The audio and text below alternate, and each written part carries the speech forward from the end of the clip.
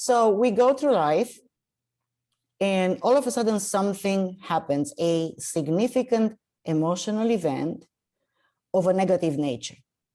It could be something that happens in our own families. It could be an argument. It could be when we are young in school and we don't perform as well as we would like to, and then we don't get the results, or the teacher says to us, oh, you're just not good enough today.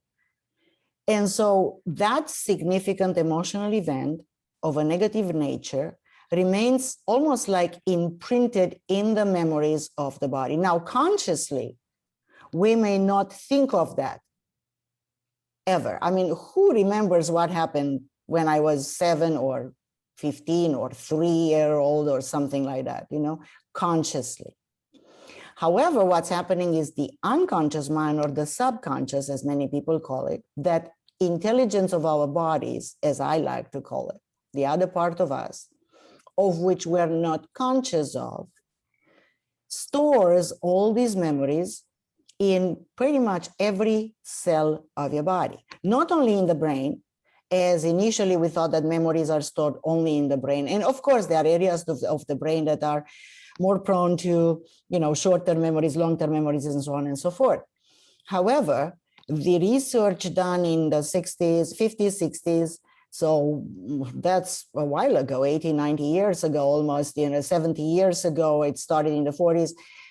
But the research has shown that actually the memories are almost stored, if you think of it holographically, throughout the whole body. Now that happens below the threshold of our conscious minds. Consciously, sure, we can put them out of our minds. We don't think of that, but they're still in the body. Now, all these memories of the same nature, let's pick an emotion, frustration, for instance, yeah? All instances when you ever felt frustration, the unconscious mind connects them in a chain like this, almost like in a chain, puts them together. And that in timeline therapies we call the Gestalt. We don't use Gestalt like Fritz Perls used Gestalt. In timeline therapy, we simply use the notion of Gestalt as the collection of all our memories around a certain subject, which are put together like, you can imagine a string of pearls if you wish. Yeah, and all those pearls are actually instances, as in our example, when for instance, we felt frustration. Now, timeline therapy assists one. It's a very specific process, simple process that doesn't require you experiencing the frustration again. That's very important because you don't have to relive painful memories. You don't have to relive painful events. You don't have to visit them. You don't have to feel that. But timeline therapy, through this specific process, goes back to the very, very first time when you have ever experienced that emotion. Because the unconscious mind, as I said, knows when that happened, even if you were very, very young. Like there are people who have the first time when a negative emotion happened when they are age 3 months or even in the womb. So because we know that babies feel mother's negative emotions. So when in the womb, they can feel a certain negative emotion. And so timeline therapy allows us to go back and disconnect, remove, completely eliminate the root cause, the very first time of that gestalt of negative emotion, the string of pearls that I was talking about before. And when that's gone, all the string of negative emotions, in other words, all the negative emotions from the body, from wherever they are stored of that nature, frustration in our example, disappear. Now that's very important. Think of an analogy, think of a metaphor.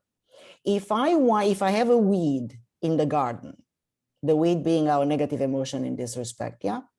And I cut it at the surface of the soil, it can regrow. And, you know, gardeners know this very, very, I mean, it's a well-known fact.